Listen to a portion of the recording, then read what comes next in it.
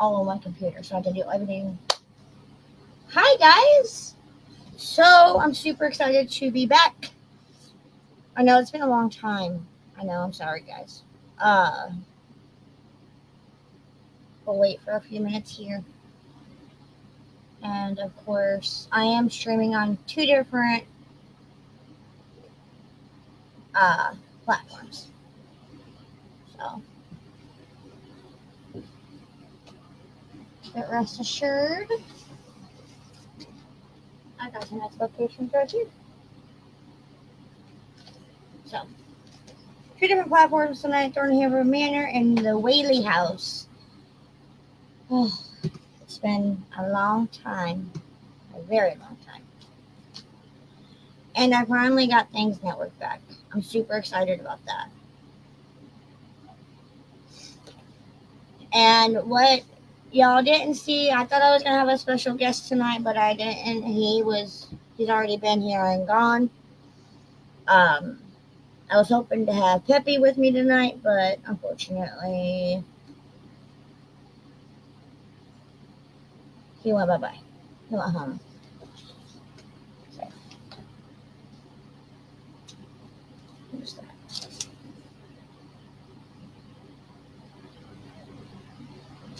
Oh, Superior Unity. So, announcements for myself. I have a couple of different events planned for this year, and my next one is, let's see, it's almost July, August, which is the Paranormal Festival down in Indianapolis, Indiana. Most of us know it. Most of us have been there. Um, I'm super stoked to be going back again.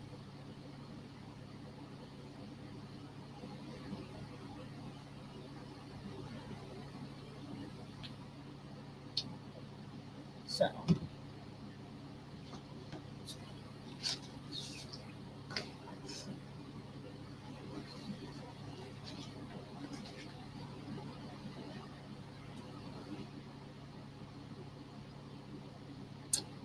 what?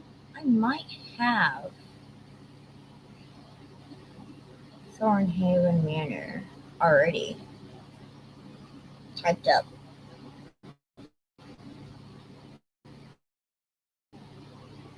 That is very bright. Sorry, guys.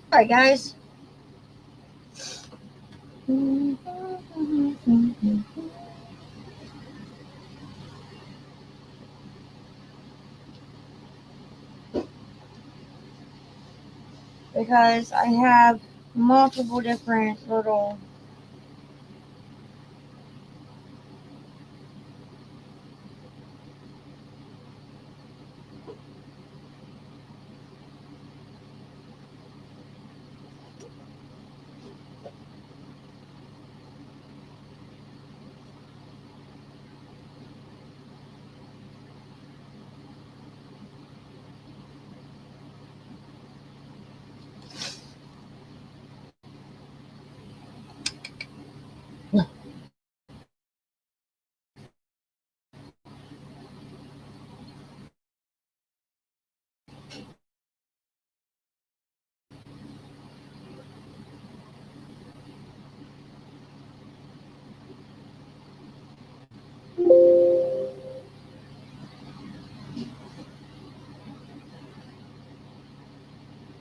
Give me 1 second. I don't know why it did what it did. Oh my gosh, and now it's not responding. Of course it's not responding. Okay, anyway. So,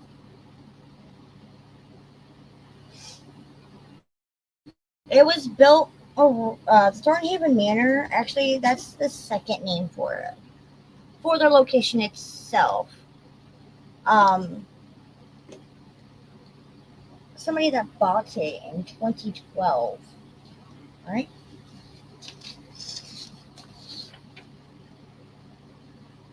Yeah, 2012. Um,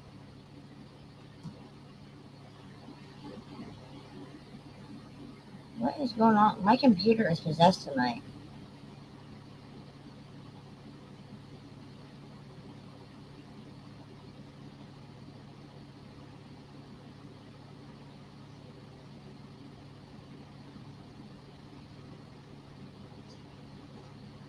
Oh my gosh, I have no idea what's going on with my computer. I have no idea what's going on with my computer.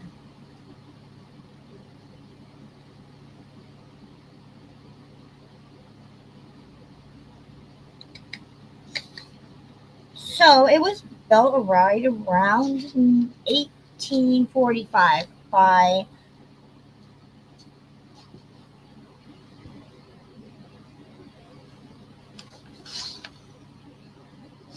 Simon Powell. Sorry. It was named Thornhaven Manor for all like the thorn trees up around the property. But it was built by Simon Powell. And before the structure was built, the land was bought in 1821. And 5 years after it was 5 years after Indiana had become a state. It is 160 years old. So now I think you can no longer go to Thornhaven Manor.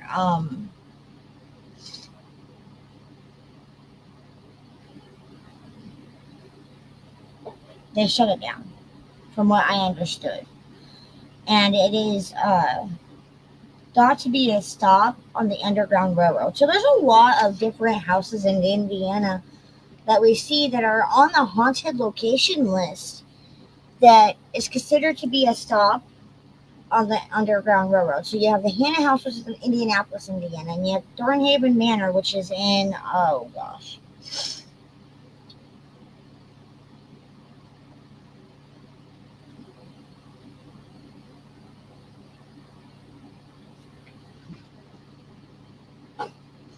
Oh gosh. Where did I see it?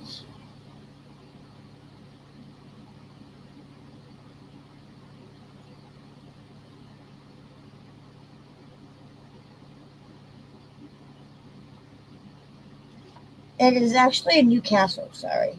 Newcastle. Sorry, guys. And the prominent families who lived, they were pillars of the community. And some were civil, some were war soldiers, some were, and then also, and one dying in battle defending the North. Victims of one of the most diabolical murder conspiracies in the history of Indiana. And then there was 4 deaths that were involved with people dying or with the people who lived in the house. Amelia Powell is one of the wives to Simon Powell. They had a child together named Lizzie. So, Simon, Amelia, and Lizzie all were the first families to ever live in Thornhaven Manor. Gosh, my bearings are all over the place tonight. Again, like always. Like always. I don't think I can actually have just a regular show. I was hoping, because I thought I already did a um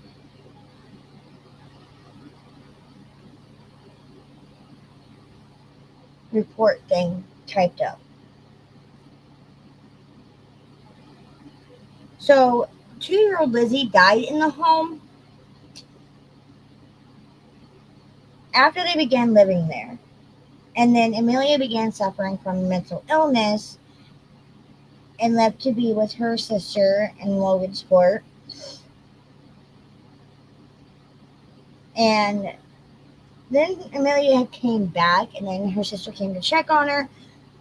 and found a note that said that she would not be found. Amelia, said that she was guided then by unknown powers and wandered into an area nearby and found her sister's lifeless body in the water. So her sister had mental illness, left a letter, and was found near the property in a body of water, lifeless. And sons Harry and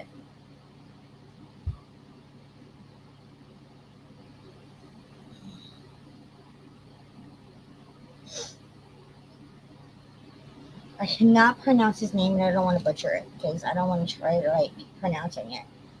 So his two sons, they served. One made it out, one didn't. And then Mr. Henry Powell lived in the house until his untimely demise at the age of 72 years old.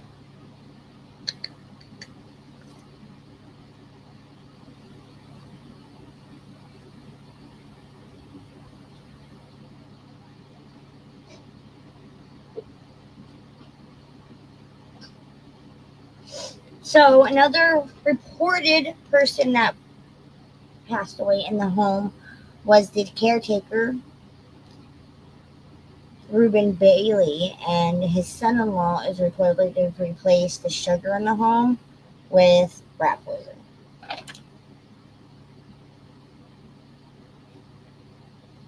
It is rumored that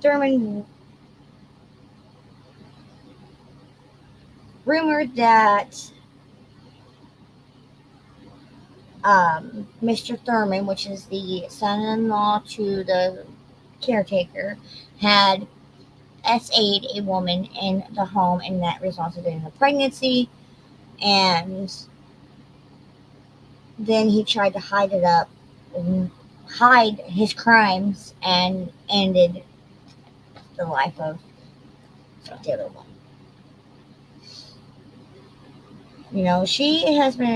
This wonderful house has been known to be on different um, shows.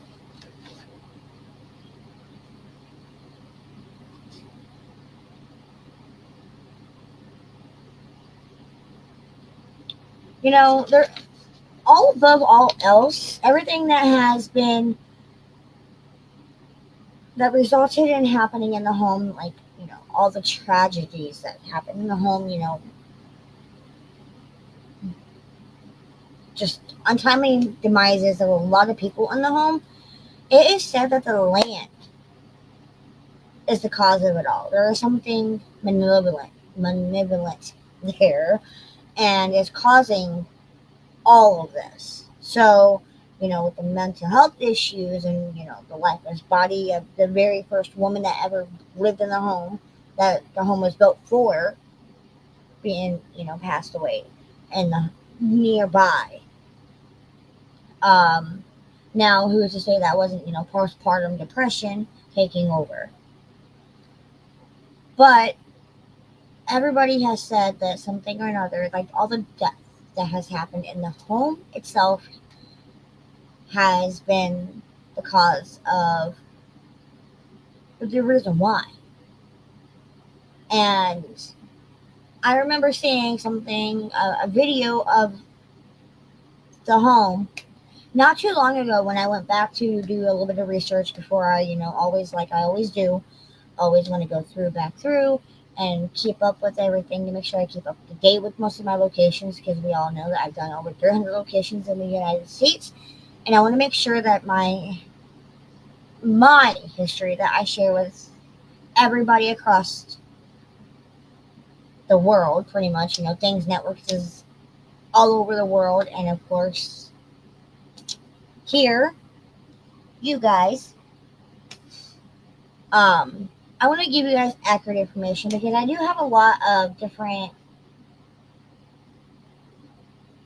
people that follow me here on this page on TT. I'm going to call it TT. On TT that are from across the pond. I just had somebody last night that came onto my live when I was with Peppy, and we were live for about a good hour, 2 hours. And fun fact, I did not know this, but I got told last night by somebody that lives in the UK they don't have skunks. They have badgers, but not skunks. I'm like, I learned something new that day, which I thought was pretty awesome. Um,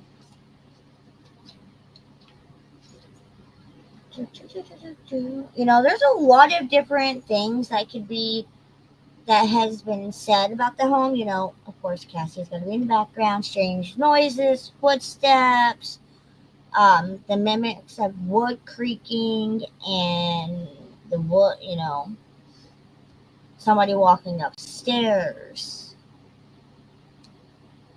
That they seem to be dragging something across the floor. Something sound like somebody using a crutch or a cane, which that would make sense because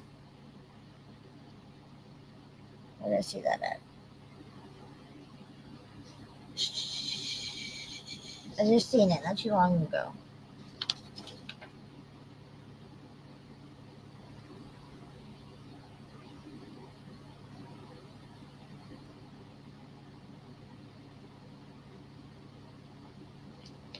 So he became crippled from palsy at the age of 14 and then lost his leg in the Civil War. So Simon Powell would have used either a crutch or a cane back then in the day, but I think it was a cane or a crutch. So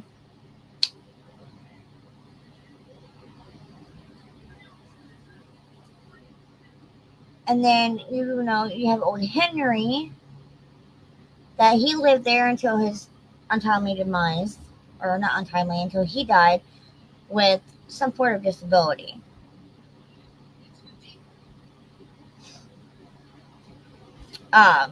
Strange, sounds of furniture, such as, being dragged upstairs on the second floor. Thank you for the follow. And then shadows. So many shadows you're seeing in the home. And then up in the servants' quarters. So is there, a servant from back in the day still living in the home? Are there, there's so many unanswered questions about this home.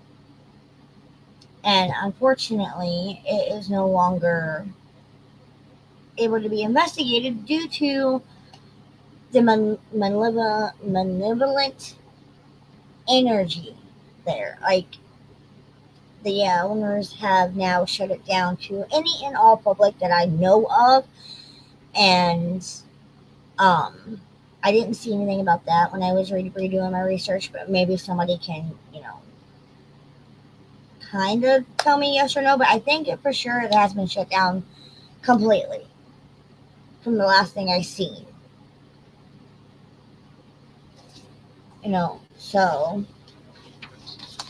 yes, my son. Oh, yes, it is. Yeah, Yes. 4. So there's a lot of stuff that's just not answered about Thornhaven Manor.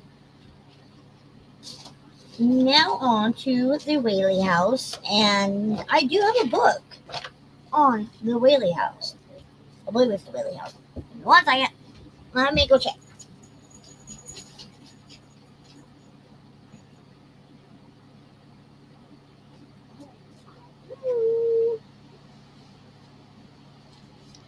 Since I haven't posted a picture of any of the locations. Oh.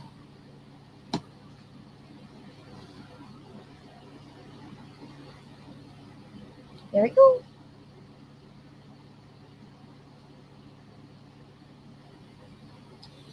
It says America's Most Haunted with a question mark on it. And it's in San Diego, California. I want to know. I gotta look at the addresses up and see if it's by a couple different places. But looking through, I mean, it just gives me chills. It gives you, like, this book gives you information about who lived in the home, how long, like from the time that, the birthday, the death day, and this is Violet. And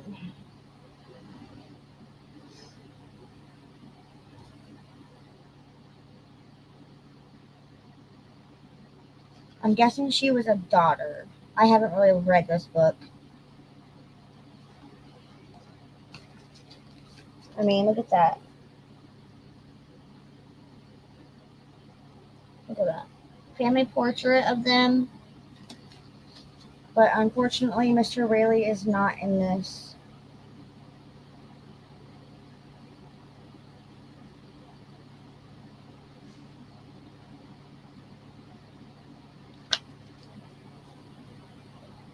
I gotta look that book and actually read it one of these days.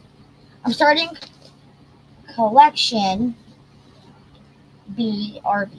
1 second. Oh my goodness.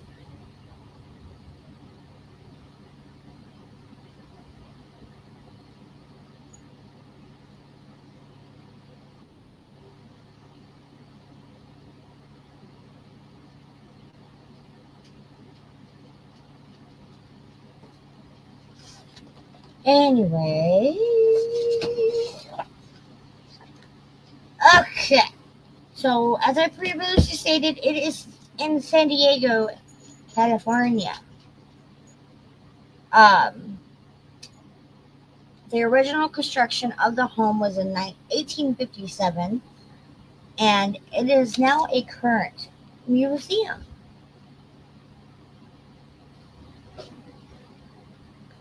And it is listed as a historical landmark in California, along with a lot of other different locations that I've come across. Of course, there's a lot, because a lot of these homes, if you think about it, and if you actually go back through, and if you have watched my show or you watch the TT videos, you will see that 99% of these locations are on the historical like list. They aren't just whatever, haunted location, look at me type thing. These have history behind them. They have, what can be, what all has it seen that has not been documented? What has it been through that we don't know about? Are the ghosts trying to tell us, or spirits trying to tell us something? Sorry.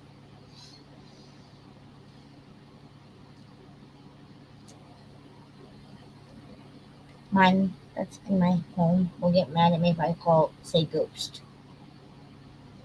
I don't feel like dealing with the. But anyway, it was actually built in the Greek rival style. Um, and it is, Old Town San Diego, California. And it is actually maintained by the Historic Tours of America Incorporated. You know, Thomas Whaley and his family had it built for them. It's actually on my bucket list, top 10 to visit. It was also a general store, and it was a second county courthouse, the first commercial theater. And this home has witnessed more than any other building building in San Diego. You know, so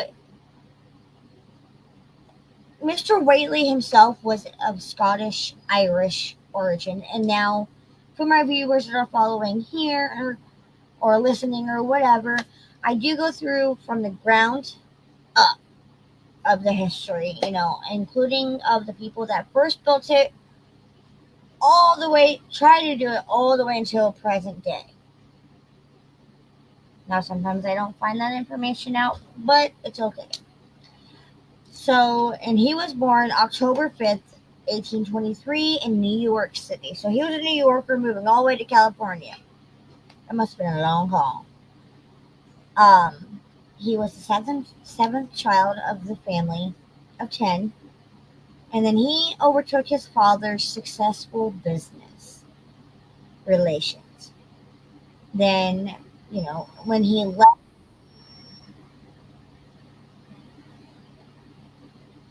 give me 1 minute, guys.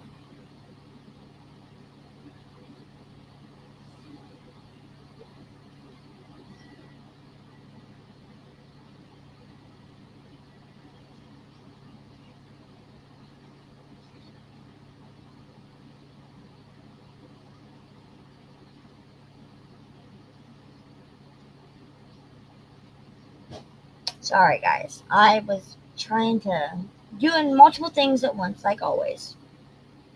It wouldn't be one. It wouldn't be my show if I didn't have some type of, yeah. Anyway, where was I? He traveled to San Francisco during the gold rush, where he engaged business, and then he went to San Diego in 1851. 2 years later, he went back to New York, married his wife Anna. Oh, oh wow! I did not realize that date until just now, guys. So him and Anna were married on my mom's birthday. My mom was born August 14th. Oh, that gives me chills. 1853. And then they returned to California, and then in 1857, the Whaleys moved into their new home known as the Whaley House. So it was being built. He had it built, and now they moved into it. They had 6 kids: Francis, Thomas Jr., Anna, George, Violet, and Corinne. And Francis was named after one of Mr. Whaley's business partners. And unfortunately, Miss Thomas Jr. suffered scarlet fever at the age of 18 months and passed away. Oh, so sad.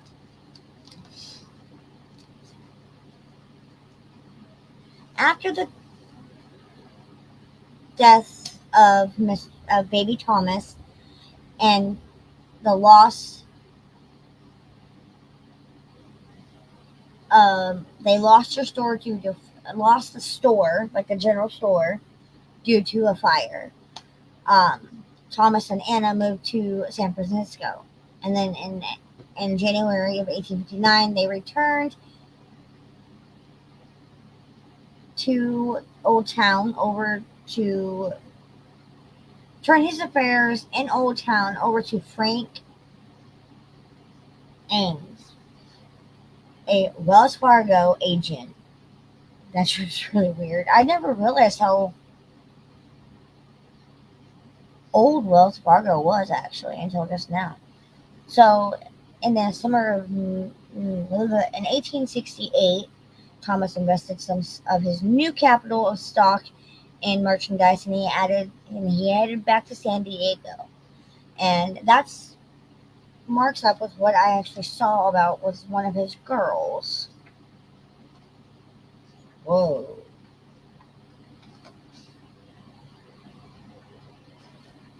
Oh my gosh, where'd it go?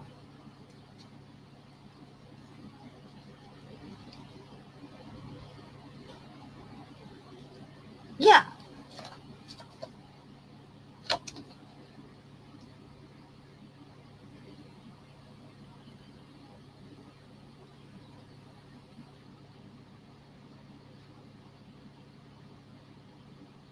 Yep. And then he fixed up the old Rayleigh house because it sat dormant, and Anna and the rest of the family arrived back home on December 12th of 1868. On January 5th, Violet and Anna were both married in Old San Diego. Violet married George, and Anna wed her first cousin, John T. Whaley.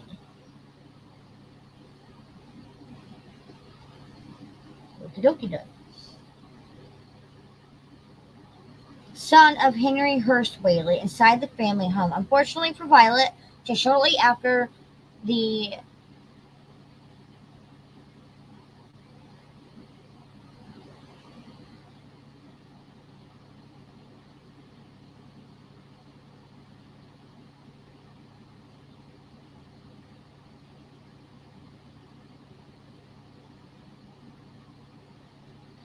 um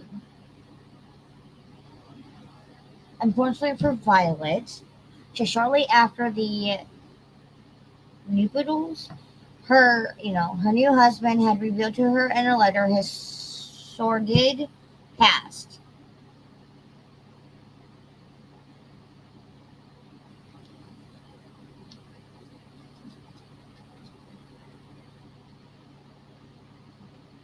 Oh, Violet's husband, I'm sorry, I couldn't pronounce the last name, so I'm like, oh, vowed to prove his worthiness, but Mr. and Mrs. Whaley, you know, they were going to try to sever all contact. Suffering from melancholy, Violet committed by in the chest with a 32 on August 19th. She was 22 years of age, and they have the letter.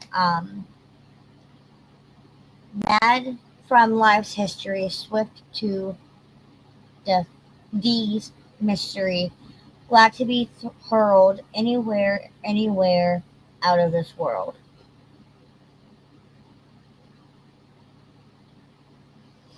Is a passage from Bridge of Sighs, a poem by Thomas Hood. Particular poem was also offered up by Edgar Allan Poe as an example of painting with words. He spoke of it, and it was referenced in his published works during his literatures, I guess. Corinne was engaged at the time of her sister's death, but her fiance broke off the engagement due to the scandal it raised. So, not it was kind of it was not very nice of him to do that, but he after these tragic events happened, Thomas Whaley built a single-story frame home for his family at 933 State Street in downtown San Diego, and the family moved into the new residence, leaving the Whaley house vacant for over 10 years. So, if you want to look at it from other perspectives, you could say that there's been two different Whaley houses, because there is. It was set for 2 decades. The home sat for 2 decades. And Francis married a girl named Suzanne, on December 31st. On December 14th, Thomas Whaley died due to ill health at the State Street address. Anna Amelia died in Modesto, California. So she wasn't even anywhere near the home.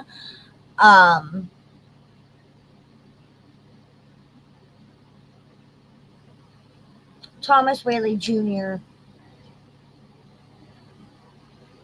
died not in the Whaley house, but at the second address from where his family had moved after the S word. Anyway, meanwhile, at the old Whaley house, remained vacant, and it fell into despair in late 1909. Mr. Whaley undertook the restoration of the building and turned the home into a tourist attraction. So, Francis, which I think is he the second?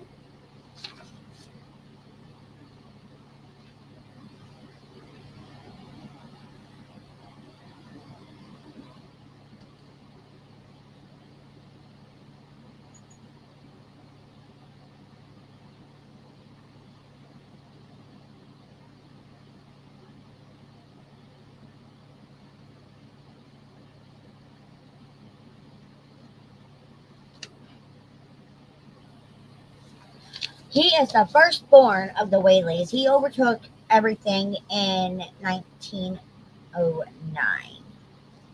Hi, Mort. Good to and turned it into a tourist attraction where he posted signs promoting the his, historicity and entertained visitors with his guitar. Anna Whaley, Thomas's widow, Corinne, Francis, and George all lived in the old Whaley house in 1912. On February 24th, Anna died at the age of 80 years of age. A year later, Francis passed away, and then George passed away on January 5th in San Diego, and Corinne continued residence, she continued to live in the house until her death in 1953. After the history of success and death, the Whaley House remains well known as a haunted house. It is said that the guests and staff from time to time will catch a glimpse of the ghost of a Whaley family member who died in the house, such as a babe as Thomas Jr., Violet, Anna, Francis, George, or Corinne. They all passed away in the home. So that's what out of seven. 1, 2, 3, 4, 5, 6. 6 out of the 7 passed away. Boy, there's 6 children.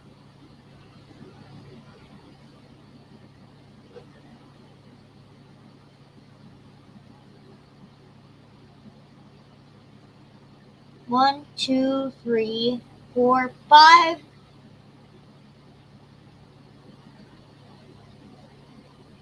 Okay, so they've all seen the kids. I'm sorry. It is an old town neighborhood of San Diego, and it is, it's opened. It was opened as a museum in 1960, and then it was managed by the Historical Shrine Foundation, a nonprofit organization. Um,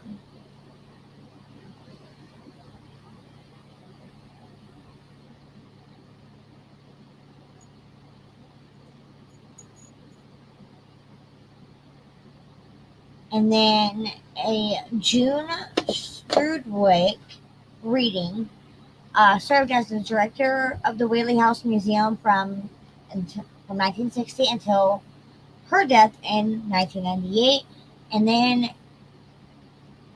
now it has been maintained by Save Our Heritage organization since 2000. And in 2007, a live-in caretaker has lived on the property to prevent theft and vandalism. As a 2-story, it was just so it was really a beautiful home. And it is said that, a lot of the family members still come back and everything to see the house. People are there seeing them.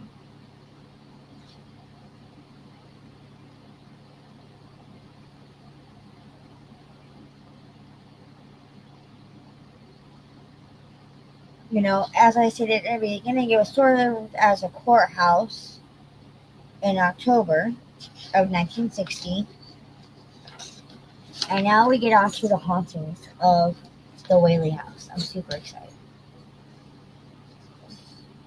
It frequently has been, it's cited as haunted based on strange noises, sights reported by many different visitors, and Life magazine called the Whaley House the most haunted in America.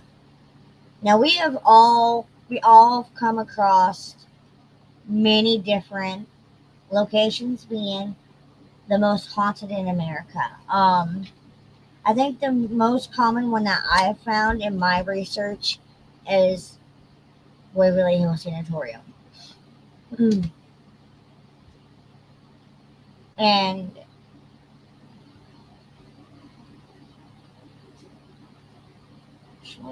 Waverly Hills.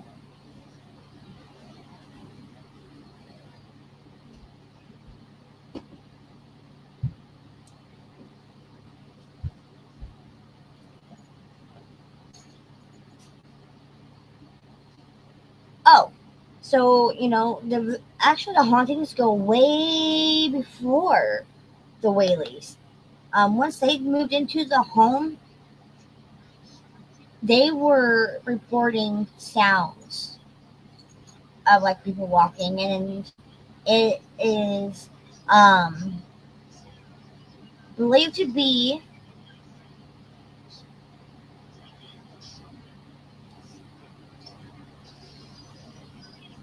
James Yankee Jim Robertson, who had earlier been hanged on the property for stealing a boat.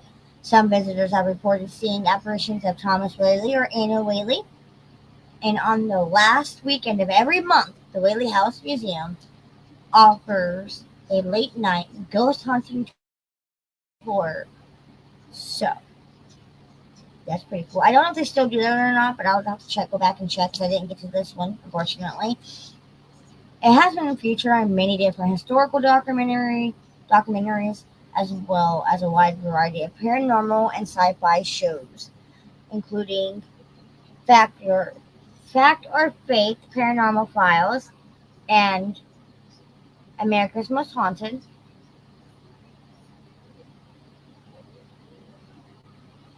And it was in which it was stated that it was the most supernatural home in the United States.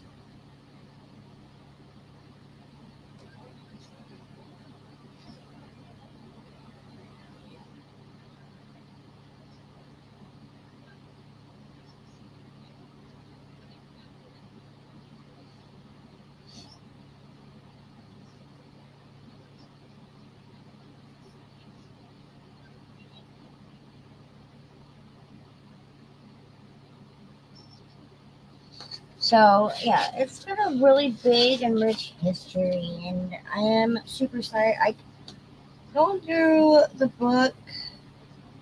Um,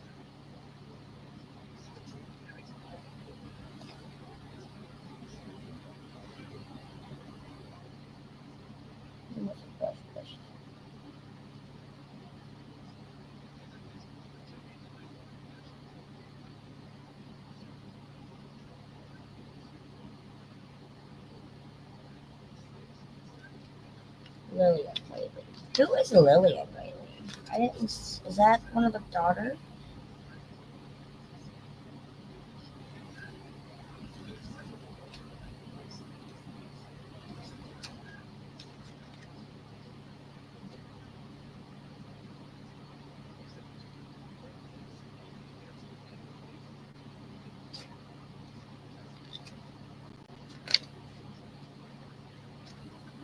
Anna.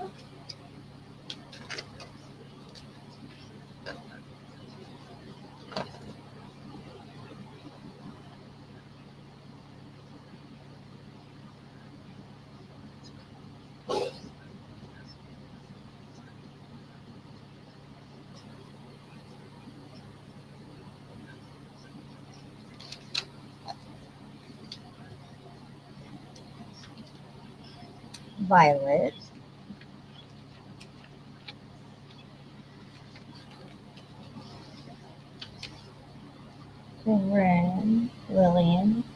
see.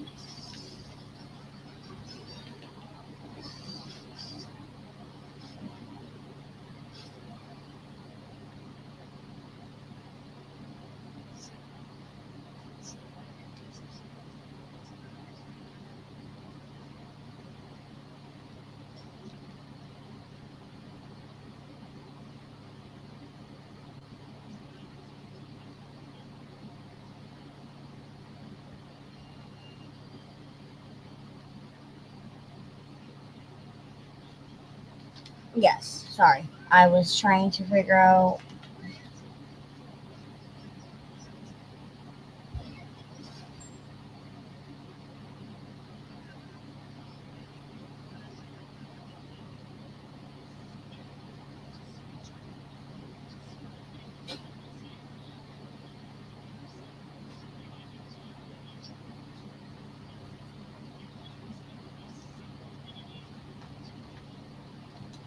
I mean, look at it. Like back in the like it was a really pretty home even back then. Mama, it's gonna be 5 till the sun's setting down. Yeah, and I am. Jaden, can we get the sparklers and light them? They're starting at 10 o'clock, Mom. There's 5 till by Okay, sunset. and I still have like 15 minutes left in my show, so you can just go real fast. Down the room. But yes, it's on my bucket list. It is on my bucket list, and that is this week's episode, or this week's locations. I don't know which locations I'm going to do next week. Actually, I won't have a show next week. I won't be in town due to it being a holiday weekend. So I think I'm just gonna stay in. Well, we have plans next weekend, so yeah. I bent my knife, my knife. So, but yeah, like I said, on August 9th is me and Peppy's next event, and that is down at the Paranormal Festival down at the Hannah House. Let's see what other announcements. Oh, we are now only down to 10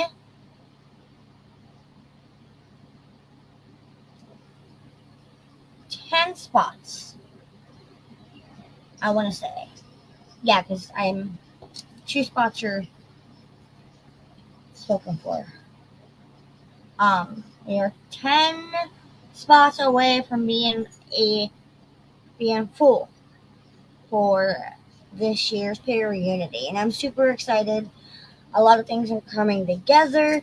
I can't wait for it to happen, and it's really, let's see, July, August, September, 3 months away.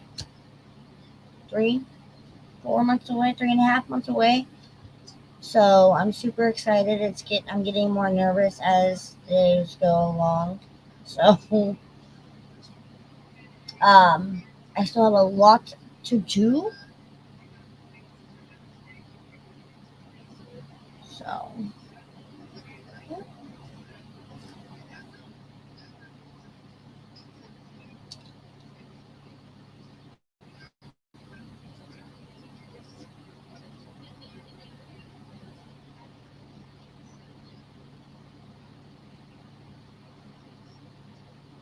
oh no.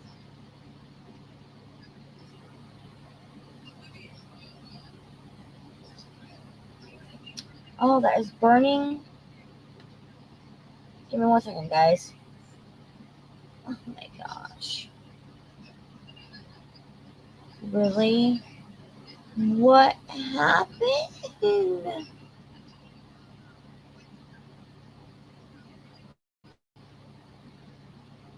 Like, there's a glare on my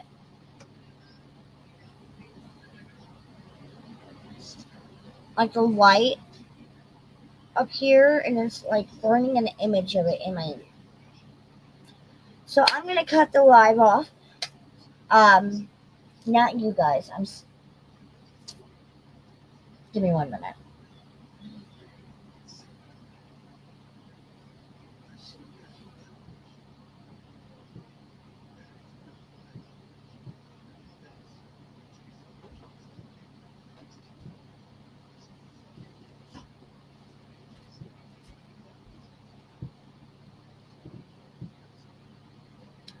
Impatient people. Impatient people.